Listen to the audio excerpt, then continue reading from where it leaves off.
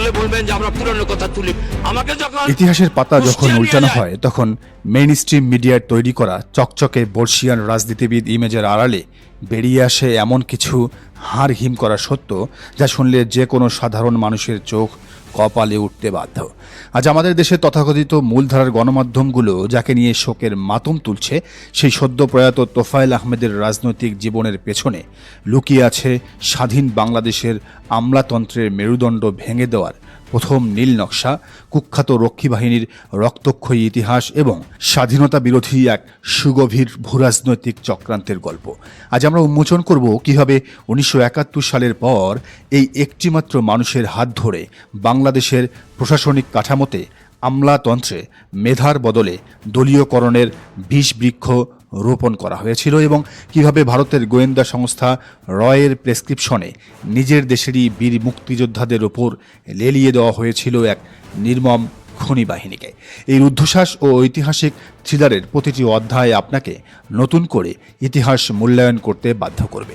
গল্পের শুরুটা করা যাক 1971 সালের যুদ্ধোত্তর সদ্য স্বাধীন বাংলাদেশের এক চরম প্রশাসনিক শূন্যতা দিয়ে। 1971 সালের যুদ্ধপূর্ব বাংলাদেশে মোট সিএসপি অর্থাৎ civil service of Pakistan officer ছিলেন 185 জন, যারা মূলত আজকের বিসিএস অ্যাডমিন ক্যাডারদের পূর্বসূরি। সারা পাকিস্তান থেকে অত্যন্ত কঠিন এবং প্রতিযোগিতামূলক পরীক্ষার মাধ্যমে কেবল অতি ভাগ্যবান এবং সর্বোচ্চ মেধাবীরাই এই সিএসপি অফিসার হতে পারতেন। কিন্তু এই 185 জন প্রথম শ্রেণীর কর্মকর্তার মধ্যে মুক্তিযুদ্ধে সরাসরি অংশগ্রহণ করেছিলেন মাত্র 13 জন। যুদ্ধ শেষে যখন নতুন দেশ পরিচালনার প্রশ্ন সামনে এলো, তখন এই বাকি সিএসপি অফিসারদের পুরোপুরি উপেক্ষা করার হিম্মত বা সুযোগ সদ্যঘটিত সরকারের ছিল না। কারণ একটি দেশের প্রশাসনিক কাঠামো সচল রাখার জন্য তাদের অভিজ্ঞতা ও মেধার চরম প্রয়োজন ছিল। কিন্তু প্রশ্ন হলো, একটি নতুন দেশের জন্য প্রয়োজনীয় বাকি আমলা বা অফিসার আসবে কোত্থেকে? ঠিক এই চরম সংকটের সুযোগ নিয়ে তোফায়েল আহমেদ ইতিহাসের সবচেয়ে বড় এবং ন্যাক্কারজনক দলীয়করণের খেলাটি খেললেন। কোনো ধরনের সরকারি বিজ্ঞপ্তি প্রকাশ না করে, কোনো যোগ্যতার মাপকাঠি নির্ধারণ না করে এবং কোনো প্রকার নিয়োগ পরীক্ষা ছাড়াই তোফায়েল আহমেদ সরাসরি 350 জন মুক্তিযোদ্ধা তকমাধারী ছাত্রলীগ কর্মীকে প্রথম শ্রেণীর গেজেটেড কর্মকর্তা হিসেবে নিয়োগ দিয়ে দিলেন। কিন্তু এই জালিয়াতির ক্লাইম্যাক্স তখনও বাকি ছিল। এই 350 জন তথাকথিত অফিসারকে যখন নিপা অর্থাৎ ন্যাশনাল ইনস্টিটিউট অব পাবলিক অ্যাডমিনিস্ট্রেশনে বুনিয়াদী ট্রেনিংয়ের জন্য পাঠানো হলো, তখন সেখানকার ট্রেনার এবং কর্মকর্তাদের চোখ চরক গাছ। পরিচয় পর্ব এবং নথিপত্র যাচাইয়ের সময় প্রকাশ হয়ে পড়ল এক ভয়ঙ্কর সত্য। প্রথম শ্রেণীর কর্মকর্তা হওয়া তো দূরের কথা, এদের অনেকেরই ন্যূনতম শিক্ষাগত যোগ্যতা নেই যা দিয়ে তারা দারোয়ানের চাকরি পাবে। এদের একমাত্র যোগ্যতা, একমাত্র সার্টিফিকেট ছিল ওরা তোফায়েল আহমেদ কিংবা আব্দুর রাজ্জাকের অন্ধ অনুসারী এবং ক্যাডার। এই চরম জালিয়াতির খবর যখন চারদিকে জানাজানি হয়ে গেল, তখন দেশ জুড়ে প্রবল সমালোচনা এবং ক্ষোভের সৃষ্টি হলো। পরিস্থিতি সামাল দিতে সরকার বাধ্য হয়ে এদের নিয়োগ সাময়িকভাবে বাতিল করে এবং তড়িঘড়ি করে পিএসসি বা বর্তমানের পাবলিক সার্ভিস কমিশন গঠন করে। আর এই নবগঠিত পিএসসির প্রথম চেয়ারম্যান করা হয় ঢাকা বিশ্ববিদ্যালয়ের মৃত্তিকা বিজ্ঞান বিভাগের অধ্যাপক ডক্টর AQM বজলুল করিমকে। আর এখানেই একটি চমৎকার এবং ইন্টারেস্টিং সংযোগ রয়েছে। তোফায়েল আহমেদ নিজেও ঢাকা বিশ্ববিদ্যালয়ের এই ডিপার্টমেন্টের অর্থাৎ মৃত্তিকা বিজ্ঞান বিভাগেরই একজন ছাত্র ছিলেন। তবে পিএসসি গঠন হলেও তোফায়েল রাজ্জাক সিন্ডিকেটের সেই ক্যাডার ঢুকানোর মিশন পুরোপুরি বন্ধ হয়নি। পরবর্তীতে পত্রিকায় আনুষ্ঠানিক বিজ্ঞপ্তি দিয়ে মুক্তিযোদ্ধাদের মধ্য থেকে প্রথমে 350 জন এবং পরে তা বাড়িয়ে 450 জন অফিসার নিয়োগের এক বিশেষ ব্যবস্থা করা হয়। কিন্তু এবারও মেধার সাথে করা হলো চরম তামাশা। কোনো ধরনের লিখিত পরীক্ষা ছাড়াই শুধুমাত্র 100 নম্বরের একটি নামমাত্র মৌখিক বা ভাইভা পরীক্ষা দিয়ে এই বিশাল বহরকে সিভিল সার্ভিসে ঢুকিয়ে দেওয়া হলো। 1973 সালের এই বিতর্কিত ব্যাচটি বাংলাদেশের সিভিল সার্ভিসের ইতিহাসে অর্থাৎ আমলাতন্ত্রের ইতিহাসে তোফায়েল রাজ্জাক ক্যাডার হিসেবে পরিচিতি পায়। মেধার বদলে দলীয় আনুগত্যের ভিত্তিতে সরকারি চাকুরিতে ঢুকে পড়া এই ক্যাডাররাই পরবর্তীতে বাংলাদেশের আমলাতন্ত্রকে আজীবন কলঙ্কিত করেছেন, যার সবচেয়ে বড় প্রমাণ মেলে 1996 সালে। বাংলাদেশের ইতিহাসে প্রথমবারের মতো 1996 সালে অত্যন্ত ন্যাক্কারজনকভাবে একদল সরকারি কর্মকর্তা রাষ্ট্রের আইনকানুন এবং নিরপেক্ষতার তোয়াক্কা না করে সরাসরি তৎকালীন সরকারের বিরুদ্ধে বিদ্রোহ ঘোষণা করে বিরোধী দলের রাজনৈতিক আন্দোলনে যোগ দেয়, যা ইতিহাসে জনতার মঞ্চ নামে কুখ্যাত হয়ে আছে। রাষ্ট্রীয় প্রোটোকল ভেঙে আমলাদের এই নগ্ন রাজনৈতিক বিদ্রোহের পেছনে যারা মূল কারিগর ছিলেন তাদের সিংহভাগই ছিলেন মূলত সেই 1973 সালের তোফায়েল ক্যাডারের লোক। শুধু তাই নয়, শেখ হাসিনার আমলে রাতের আধারে ব্যালট বাক্স ভর্তি করার জন্য সবচেয়ে বিতর্কিত এবং সমালোচিত প্রধান নির্বাচন কমিশনার KM নুরুল হুদাও ছিলেন মূলত এই ঐতিহাসিক তোফায়েল ক্যাডারেরই একজন অগ্রগণ্য সদস্য। এভাবেই তোফায়েল আহমেদ স্বাধীন বাংলাদেশের আমলাতন্ত্রের ভেতর দলীয়করণের যে ক্যান্সার ঢুকিয়ে দিয়েছিলেন তা দশকের পর দশক ধরে এই দেশকে ভুগিয়েছে, বাংলাদেশকে ভুগিয়েছে, আমলাতন্ত্রকে ভুগিয়েছে। কিন্তু তোফায়েল আহমেদের ইতিহাসের কালো অধ্যায়টি কেবল আমলাতন্ত্র ধ্বংসের মধ্যেই সীমাবদ্ধ নয়, এর চেয়েও হাজার গুণ বেশি ভয়ঙ্কর ও রক্তমাখা ছিল তার তৈরি করা কুখ্যাত জাতীয় রক্ষী বাহিনীর ইতিহাস। একটি স্বাধীন দেশের বুকে নিজের দেশের নাগরিকদের উপর কতটা বর্বর নির্যাতন চালানো যায়, রক্ষী বাহিনী ছিল তার এক জীবন্ত প্রতিচ্ছবি।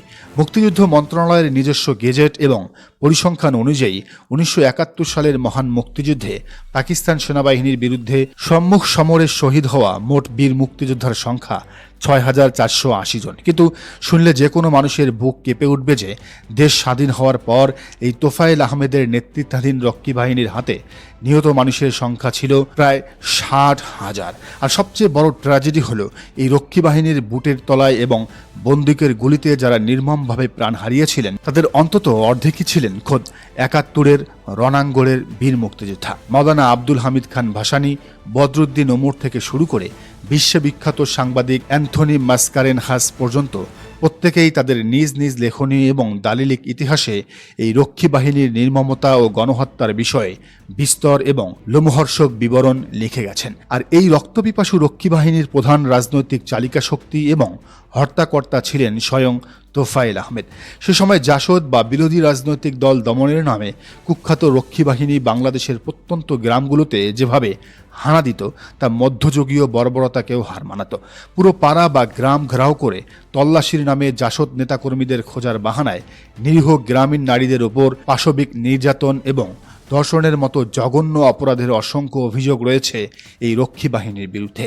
কিন্তু কেন এই বাহিনীকে এত ক্ষমতা দেওয়া হয়েছিল?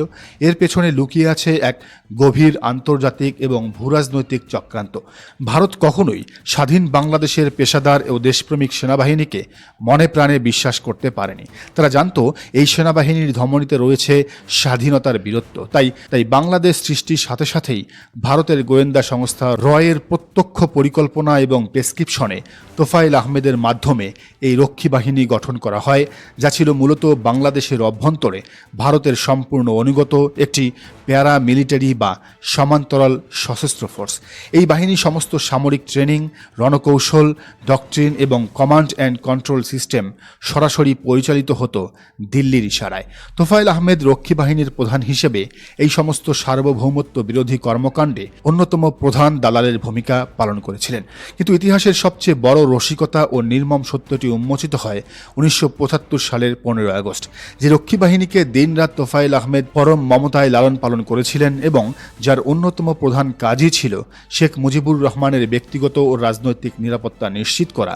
সেই শেখ মুজিবকে যখন সপরিবারে নির্মমভাবে মেরে ফেলা হয় তখন এই তোফায়েল আহমেদ বা তার বীরদর্পী রক্ষী বাহিনী টু শব্দও করেনি।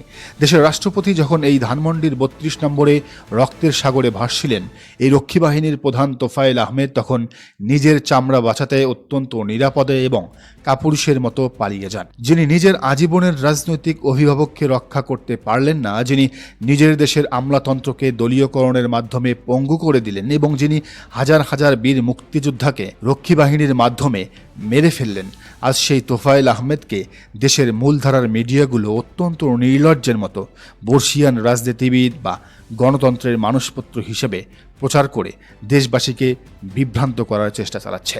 কিন্তু ইতিহাস বড় নির্মম। কাগজের চটকদার বিজ্ঞাপন দিয়ে ফেরাও বা স্বৈরাচারের দোসরদের পাপ কখনো আড়াল করা যায় না।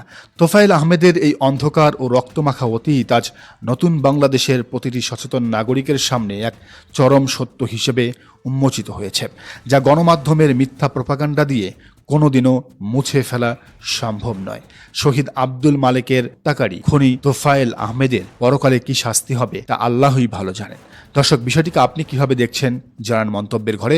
আর এই চ্যানেলে নতুন হলে অবশ্যই সাবস্ক্রাইব করে বেল আইকনটি বাজিয়ে রাখুন।